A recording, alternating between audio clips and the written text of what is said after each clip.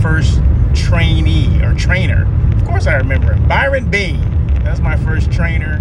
And when I mean the SOPs, he was the king of SOPs. He would know SOPs like the back of his hand, right? And he was firm. He was consistent.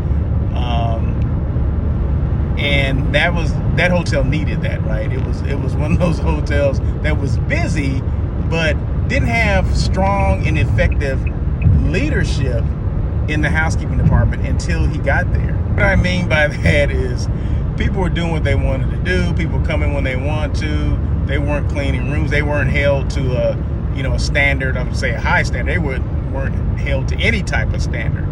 And when Byron got there, and then I came in, Byron was there maybe 2 or 3 weeks before I actually started. And he had got some stuff up and running. But one of the things that when I first started, was disciplining employees, which, they don't teach you that in school, right? They don't teach you that. They may talk about a general, overview of HR, human resources, hiring people, whatever. They didn't tell you about, how employees could become hostile and unruly and undisciplined, and how you have to basically, part ways. So Byron was so by the book, and if you weren't, doing what you needed to do, you had to go. And then one of the early lessons I learned were being consistent. If people aren't with the program, then you got to get them with the program. If they don't want to be with the program, then we have to part ways and bring someone else in. Another thing he taught me was,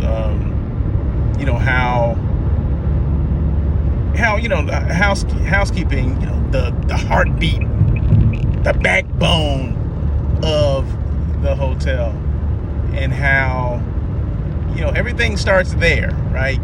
You can't check people in if you don't have housekeeping department. Okay, so I quickly learned that, and quickly learned how front desk depends on you.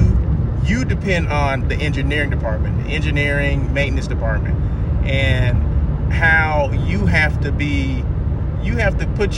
force your agenda sometime on like engineering and maintenance to get things done. Because guests do not want to know the issues that are going on. They don't want to walk in a room and the air conditioner's not working, or the heating's not working, or just things are not in working order, shower's not working, whatever. So it's important that we do ongoing, it's called PMing a room, preventive maintenance, and sometimes general cleaning, like you would from top to bottom, you would change the drapes, the shears, whatever.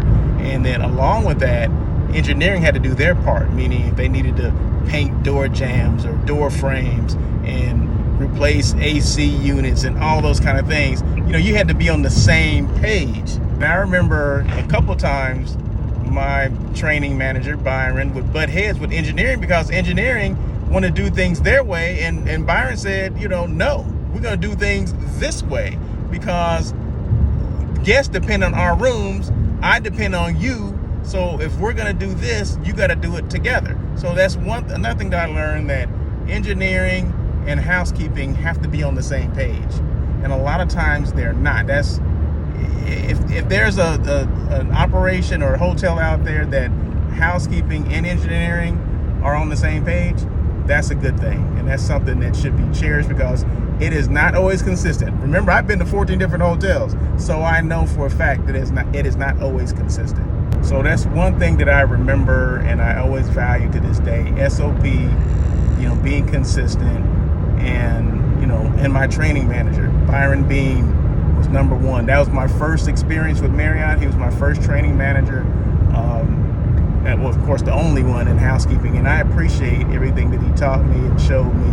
I also appreciate Doug Smith, who was our front office manager, Lori Haight, who was our restaurant manager as well, and Patricia Del Benny, who was who was my first general manager at that hotel, the Courtyard Marriott in El Segundo.